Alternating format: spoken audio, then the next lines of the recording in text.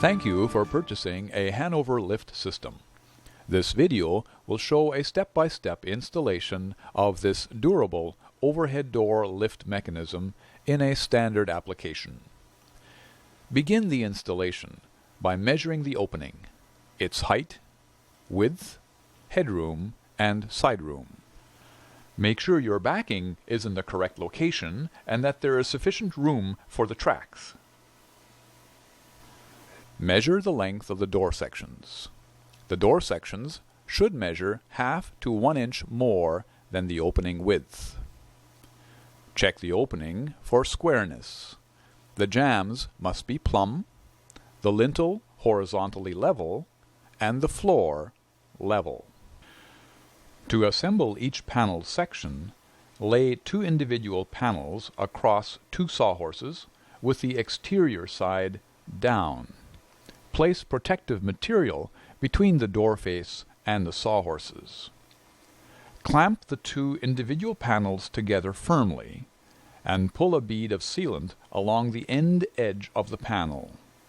Then slide the metal end cap with the wide side to the inside of the door onto the end of the panel and screw it down as illustrated.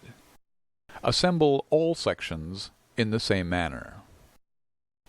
For the bottom panel of the door only, remove the narrow black seal from the lower edge of the panel section before installing the aluminum retainer to that edge.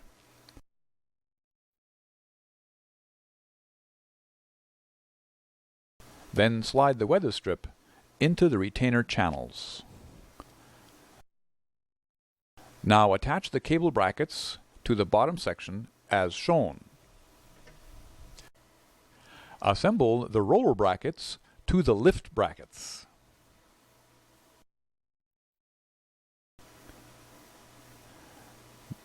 Before inserting the rollers, lubricate the roller shafts with fluid film, lithium grease or equivalent. Avoid thick or heavy grease.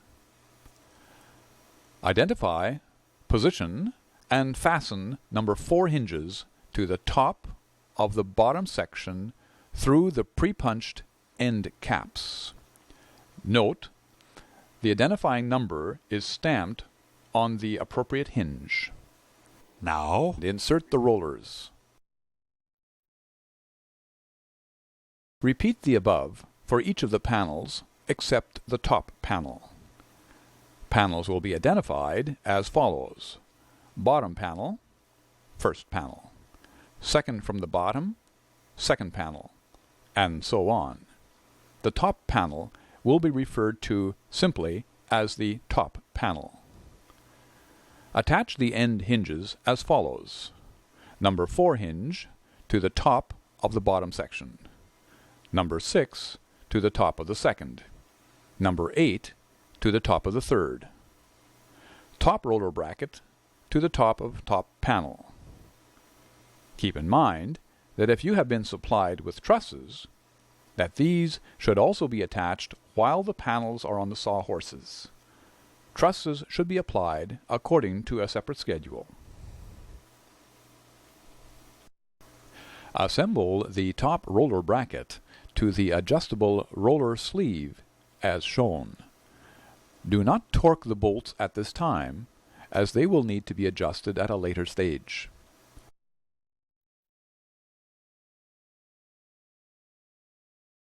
If your door has been supplied with Z trusses, you will need to check the truss schedule for the location of each truss.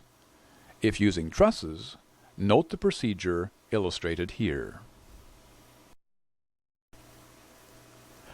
At this point, all the face hardware required for setting the panels in place must be attached to the panels.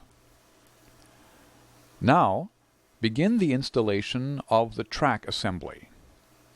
The adjustable continuous angle should measure 8 inches less than the height of the header. The vertical track should measure 6 inches less than the height of the header. Identify the vertical track and attach the adjustable continuous angle, leaving it loosely assembled for now.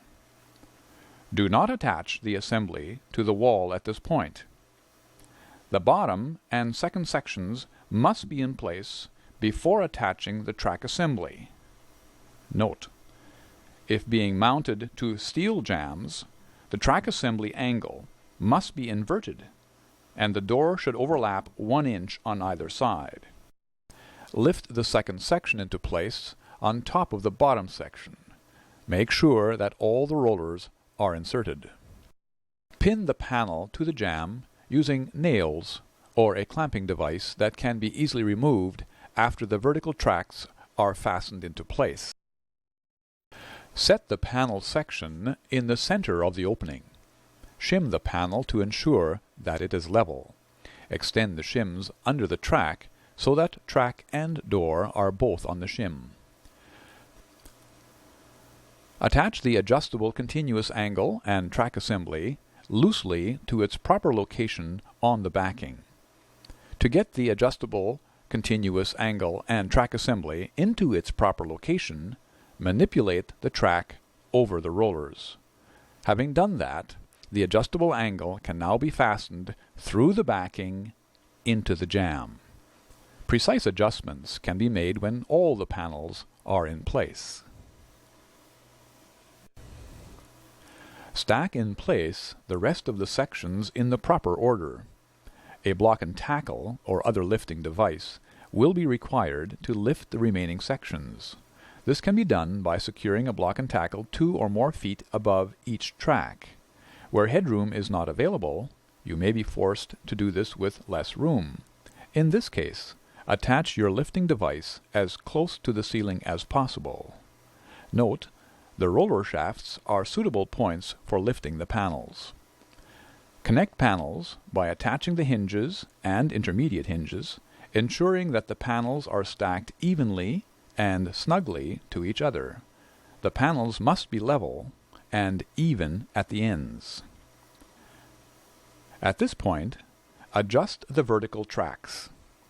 At the top of the vertical track, the point where it meets the horizontal track, that is, 6 inches below the header, will be 3 to 3 3/4 inches from the backing. This measurement varies according to door height. That is, approximate measurements are as follows: 8 feet high equals 3 inches, 12 feet high, 3 1/4 inches, 14 feet high, 3 3/8 inches, 16 feet high, 3 5/8 inches, 18 feet high, 3 3/4 inches. Do final adjustments before raising the door. The door should be just slightly loose from the jamb. Where the vertical track meets the floor, the track must be 1.5 inches from the backing. These two measurements are important, as this will prevent the door from rubbing against the jamb. Now install the head plates by securing them to the vertical track through the slotted holes using 5/16 by 1 inch carriage bolts. Then lag them to the backing through the pre-drilled holes in the head plate. Make sure the head plates are vertically level. Use a level to check. Note: the short head plate is used to attach the horizontal track and mount the double pulley on the side of the weights. The longer head plate is used on the other side to attach the track and mount the single pulley. Great care should be taken to ensure that the two vertical track assemblies and head plates are located horizontally in line with each other and vertically parallel with each other. Failure to have the head plates correctly in line with each other, horizontally and vertically, could result in the door twisting and binding during the opening and closing cycle.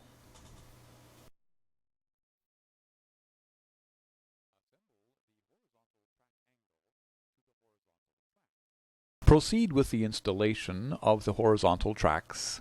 Position the right-hand horizontal track on the right-hand head plate as shown. Fasten the track to the head plate loosely with only 4 bolts at this point. The track should be level if you have 12 inches of headroom and are using a 12-inch radius track. If using a 16-inch radius, you must have 18 inches of headroom, but you should still mount the track level. If, however, you have 20 inches or more of headroom, you should give the track 2 inches of rise. Next, determine how to attach the end of the horizontal track that is suspended by rope to the ceiling joist or rafter. Prepare a hanger, that is, a horizontal track support, and suspend the horizontal track with it at a predetermined location. This location should have the tracks an approximately equal distance apart and square to the wall. The back hanger should be 12 to 18 inches from the end of the track, and the second hanger, to be installed later, about halfway between the end hanger and the jamb. The track must be level if the door is to be manually operated. If operated by chain hoist or electric operator, then the track should rise by 1/4 inch per foot of track from the end of the track to the door. That is, an 8-foot track would have a 2-inch rise. The track must be secure, but be able to swing at this point. Note, the rope must be removed and track brackets securely fastened before operating the door. Now install the double pulley. Mount the double pulley as shown. The double pulley is mounted on top of the horizontal track bracket, which is level, with a bolt and nut at a location that brings the pulley assembly tight against the wall. The pulley assembly is then lagged to the backing. The next step is the installation of the weight counterbalance system. To install the tower and empty weight boxes, lift the tower with the chain-connected weight boxes into position beside the door opening. This is the side with the double pulley and extra tower backing. If the tower and empty weight boxes are too heavy, use a block and tackle to lift the unit into place. Empty weight boxes will be in a suspended position, ready for hookup. A mark should be supplied on the tower frame by the factory, and the boxes will be ready for hookup. If you are not confident about handling the weight of the assembly with the weights suspended, then you should lower or collapse the weights to lower the center of gravity for the assembly. If the weights are collapsed, and there is no mark from the factory, then make a mark using the following procedure. This mark will later be the correct height of the top weight box for when the door is closed. The correct height of that mark is equal to half the height of the door plus 1 inch measured from the top of the top weight box in the collapsed position. Measure this distance now and make a mark on the tower. Lift the tower in such a way that the eye bolts are away from the door opening as shown. The tower top, to which the eye bolts at the very top of the tower are attached, is suitable for lifting the tower if using a block and tackle or other suitable lifting device. Remove the block and tackle at this point. You will need it a little later for lifting the empty weight boxes. Now, hook the block and tackle through the weight box pulley, clamp the cable, and raise the empty boxes into the extended position to the mark. Use the block and tackle. Clamp the weight box to the tower, thereby suspending the empty weight boxes until the cables are hooked up. Position the cables over their respective pulleys at the top of the tracks.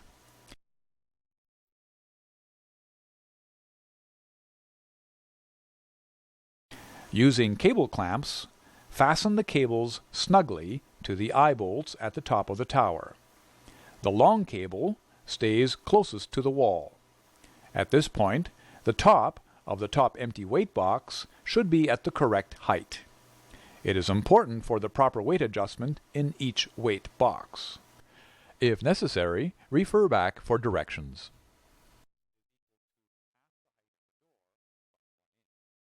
Use 2 cable clamps on each cable at the eye bolt for larger doors. Tighten the lock nut on the weight side cable eye bolt, that is, the cable furthest from the wall, until the nylon on the lock nut has been turned on the eye bolt. Repeat on the long cable furthest from the wall, but leave half an inch of thread showing. Having connected the cables to the eye bolts, remove any bolts or fastening devices used to hang the weight boxes.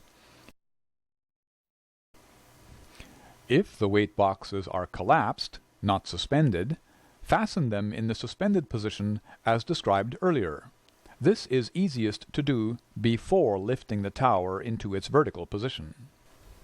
Now load the ballast into the weight boxes for basic setup. Starting from the top, fill the boxes as follows. Assign the letter A to the total number of boxes minus 1. For example, in a tower with 5 boxes, A would be 4, that is, 5 minus 1. Assign the letter B to the number of plates divided by A. For example, in a tower with 200 plates, B would be 50. That is, 200 divided by A, which in this case is 4, equals 50 plates per weight box.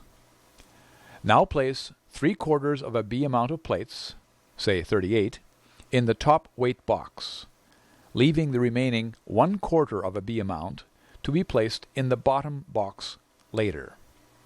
Then place a B amount of plates in each of the other boxes. Finally, place the remaining 1/4 of a B amount, in this case 12, in the bottom box.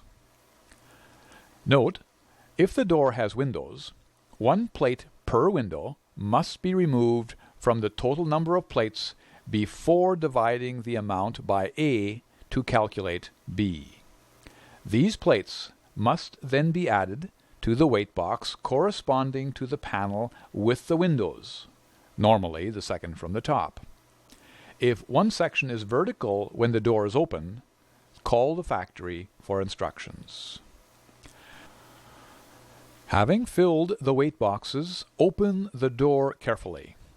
Important: make sure that the rollers on each panel stay in the tracks. Don't risk having the rollers come out and the door fall. Attach all the horizontal and diagonal track supports to the horizontal track.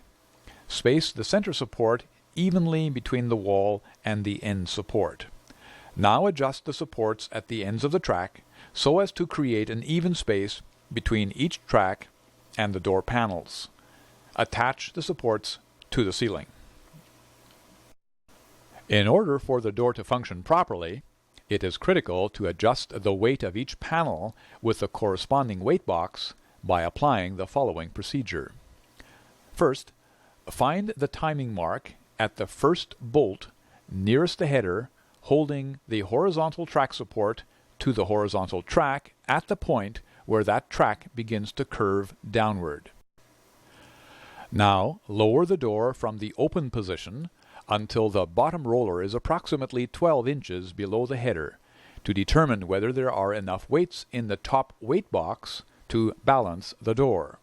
If necessary, add or remove weights to this box so that the door is balanced.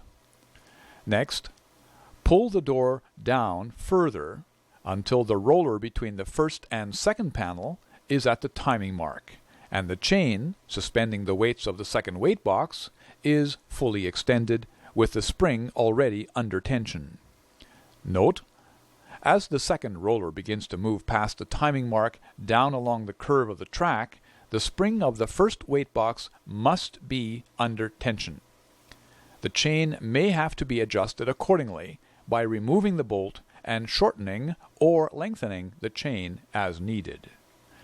Important: when adjusting the chain length, clamp the weight box with a vice grip or a clamp to ensure that the door does not move from this position.